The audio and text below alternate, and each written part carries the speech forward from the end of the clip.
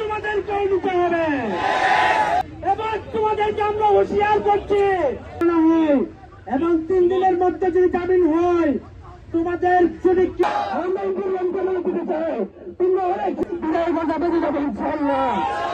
আমরা কোনো দল থেকে আসবো।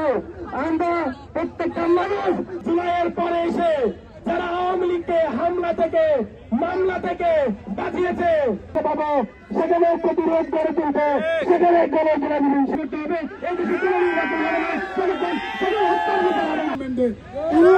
তাদের প্রথম কাজ ছিল উপদেষ্টা, এই মুহূর্তে পদত্যাগ দাবি করছি।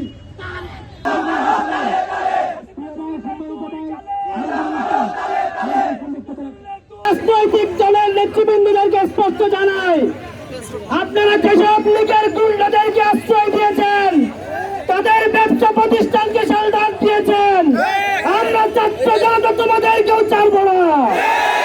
তোমরা তাদেরকে সালদান দিয়েছ, সুযোগ পেয়ে তারা আমাদেরকে গুলি করছে, তারা আমাদেরকে হত্যা করবে। এই হত্যার দায়ী তোমাদেরকেও নিতে হবে। অনতিবিলম্বে ইন্টারিম সরকারকে অনুরোধ জানাবো, আর অনুরোধ নয়, এবার তোমাদেরকে আমরা হুঁশিয়ার করছি, যদি তোমরা এক্ষুনি হত্যাকারীদেরকে জীবিত কিংবা মৃত বাংলাদেশে ফেরত না হলো তোমাদেরকে টোটা পূজা করে প্রতিষ্ঠা পরিষদ থেকে বিভিন্ন জায়গায় দেওয়ালে লিখে থাকে আপনার সন্তানকে সুশিক্ষায় শিক্ষিত করুন। এবার আমরা বলছি সুশিক্ষার পাশাপাশি ভারত বিদ্বেষী হয়ে ওনার শিক্ষায় শিক্ষিত করুন।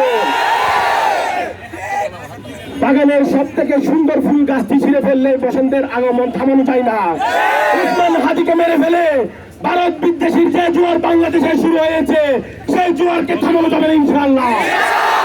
আমরা আর তোমাদেরকে কোনো ছাড় দিতে চাইবো না। এর মধ্যে যদি তোমরা আমার হাদি ভাইয়ের হত্যাকারীদের বের করতে না পারো, তোমাদের 3 দিনের মধ্যে বিদায় করতে বেঁচে যাবে ইনশাআল্লাহ। আমরা কোনো দল থেকে আসলে আমরা প্রত্যেকটা মানুষ হাদি ভাইয়ের জন্য এসেছি।